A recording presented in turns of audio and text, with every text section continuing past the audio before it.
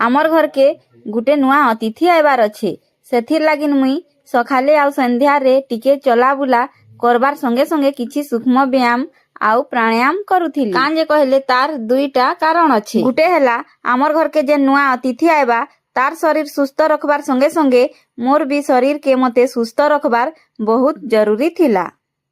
आउ 2 नंबर कारणटा हैला मते नॉर्मल डिलीवरी करबार थिला। हेले आगरु पाइल्स रो ऑपरेशन गुटे मोर होई थिला सेथिर लागिन लास्ट रे नॉर्मल डिलीवरी नी हेबार लागिन 15 दिन रागु ऑपरेशन करी नुआ अतिथि के आनबार लागिन पड़ला। मोर ऑपरेशन हैला बोली करी सेथिर लागिन मुई दुख नी मानी। कांजे कहले जदी ऑपरेशन टानी होइथिले मोर आउ गुटे पाइल्स रो ऑपरेशन रे प्रॉब्लम होइथिता।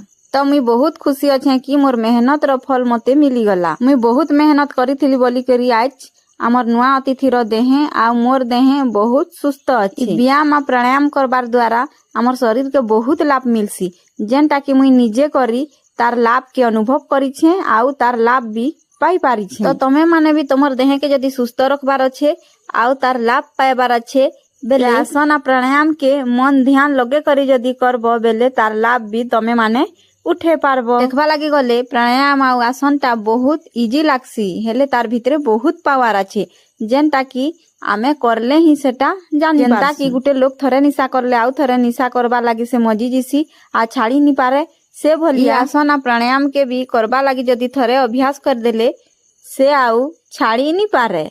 ई आसन आ प्राणायाम के आमे सामान्य भाबसु बाकी आमर 100% रोग के भी इटा दूर करी पारसी। सुनबार रे तो इटा सामान्य लागसी हेले सेटा करले ही तमे माने जानी पारबो। तो तमे माने भी जदी निजर देह के सुस्थ रखी चाहू छ हेले ई आसन आ प्राणायाम के थरे जरूर अपने देखो।